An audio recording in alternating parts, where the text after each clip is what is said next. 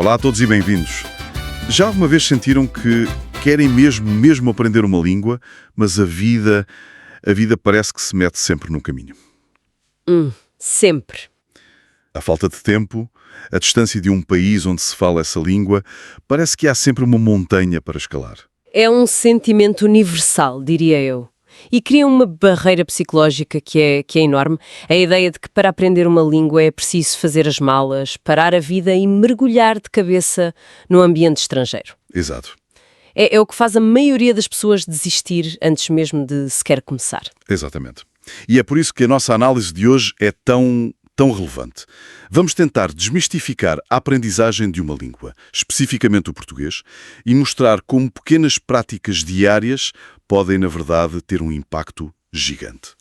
A nossa fonte é um excerto de um podcast chamado Português Analyst, que oferece um guia muito prático para integrar o português no dia-a-dia. A nossa missão aqui é simples: extrair as técnicas mais eficazes, mais acessíveis e transformar a aprendizagem numa parte natural da vida e não em mais uma tarefa na lista de coisas a fazer. E a pertinência disto é total, porque o maior obstáculo na aprendizagem de uma língua, muitas vezes, não é a gramática, por mais complexa que seja. Não. É a nossa própria mente.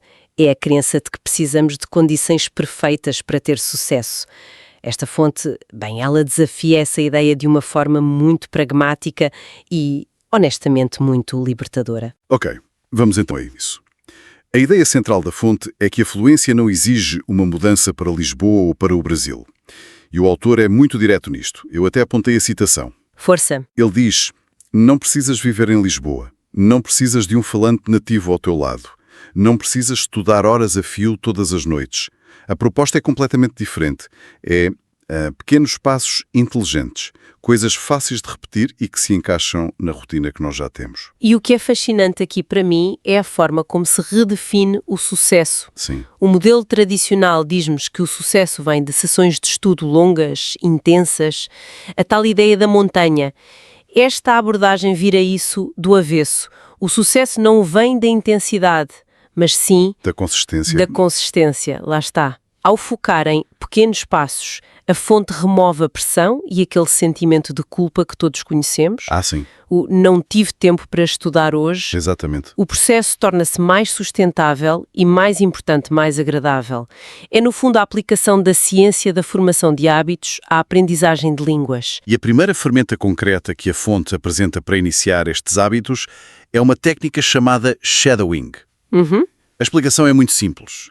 Consiste em ouvir e repetir imediatamente o que é dito, quase como um eco, imitando a velocidade, o tom, o ritmo. A fonte até nos dá exemplos para experimentar, como repetir frases simples, Tipo? quero falar português fluentemente, ou ouço português todos os dias. E a palavra eco é perfeita, mas talvez com uma ressalva importante. No início vai ser um eco imperfeito. E isso não tem problema nenhum. Certo? O autor salienta bem que o objetivo inicial não é compreender cada palavra na perfeição. É mais uma coisa física. É treinar a boca e o cérebro a trabalharem em conjunto na nova língua. Faz todo o sentido. A fonte descreve isso mesmo como treinar os músculos da fala. Exato, e essa é a chave. Olha, o shadowing é tão poderoso porque se foca naquilo que chamamos prosódia da língua. O ritmo, a entoação, a melodia. A musicalidade. Isso mesmo. São aspectos que são quase impossíveis de aprender num livro de gramática. E está diretamente ligado à memória muscular. Pensa num pianista que pratica escalas. No início é lento, deliberado. Claro. Com o tempo, os dedos sabem para onde ir. O shadowing faz o mesmo com os músculos do rosto, da língua, da boca. Ajuda a reduzir a hesitação, porque o corpo já sabe como formar os sons, e isso dá ao cérebro mais espaço para se focar no significado. É a ponte entre o conhecimento passivo e a prática física da fala. Pronto, e isso leva-nos à parte mais interessante. O guia prático. A fonte apresenta um plano de 5 hábitos diários para pôr tudo isto em ação. Ok. E a primeira dica é talvez a mais fundamental de todas: ouvir português todos os dias. A justificação é clara. Para falar melhor é preciso ouvir mais. Podcasts, música, vídeos no YouTube. A ideia é transformar o português na banda sonora da nossa vida. E aqui é importante sublinhar algo que a fonte refere. Não é preciso entender 100%. Pois isso é um alívio para muita gente. A aprendizagem passiva é muitas vezes subvalorizada. As pessoas pensam, se não estou a entender tudo, é uma perda de tempo. Mas não é, de todo. Mesmo que a compreensão seja de apenas 30% ou 50%, o cérebro está a fazer um trabalho imenso em segundo plano. A absorver. Está a absorver padrões sonoros, o fluxo das frases, a cadência. É como montar o esqueleto da língua na nossa mente. Mais tarde, quando aprendemos vocabulário e regras de forma ativa, já temos a estrutura onde encaixar tudo. Gosto dessa imagem, a do esqueleto. E isso leva-nos diretamente à segunda dica, que é o passo seguinte mais natural. Fazer shadowing daquilo que se ouve. A fonte resume isto numa frase que eu adorei.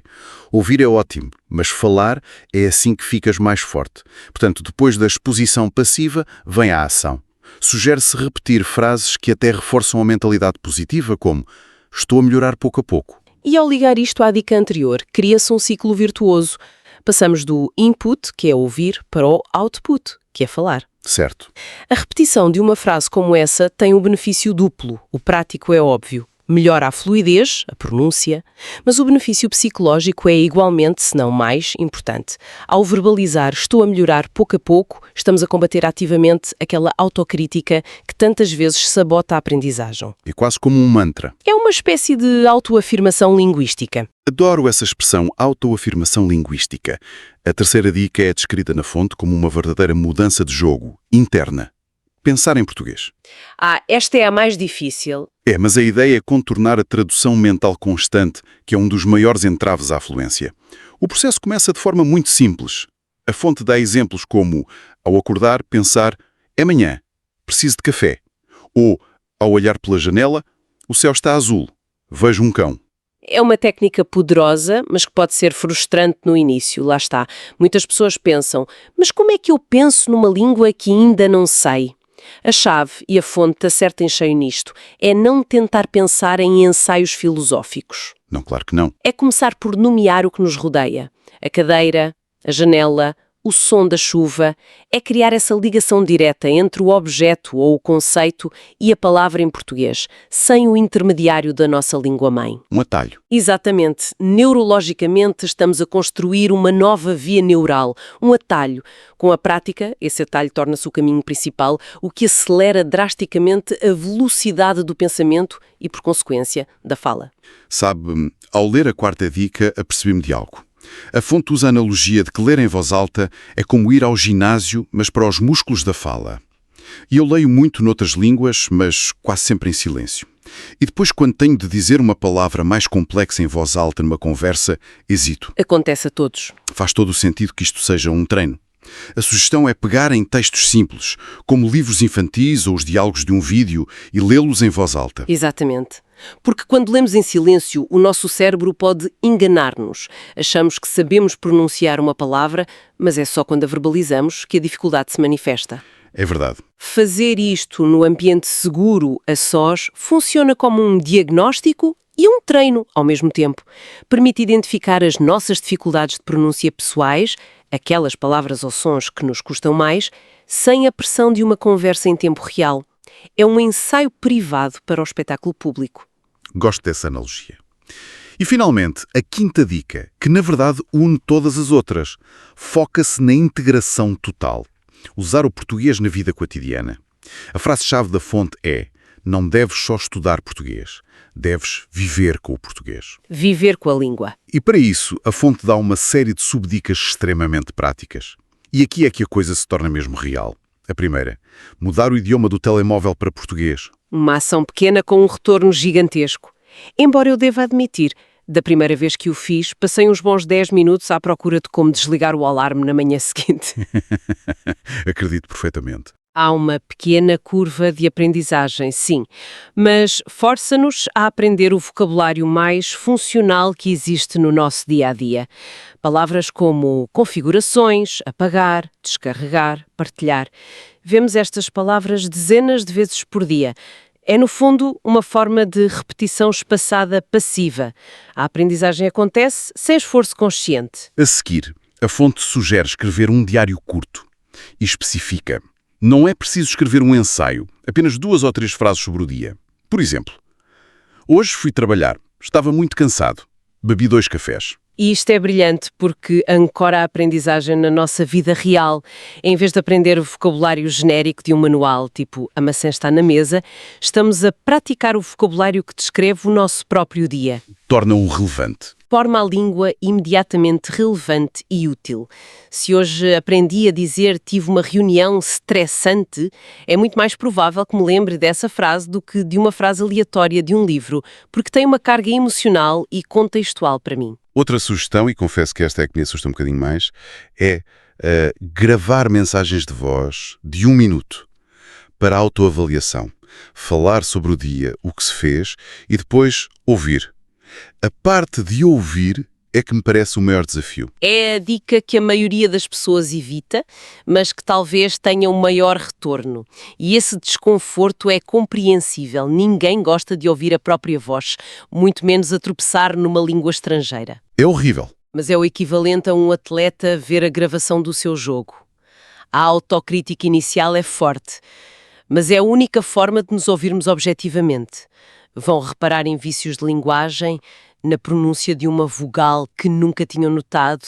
É uma ferramenta de feedback imediato, brutalmente honesta, mas incrivelmente eficaz. E por fim, as 2 últimas subdicas focam-se em trazer a componente social e moderna para a mistura.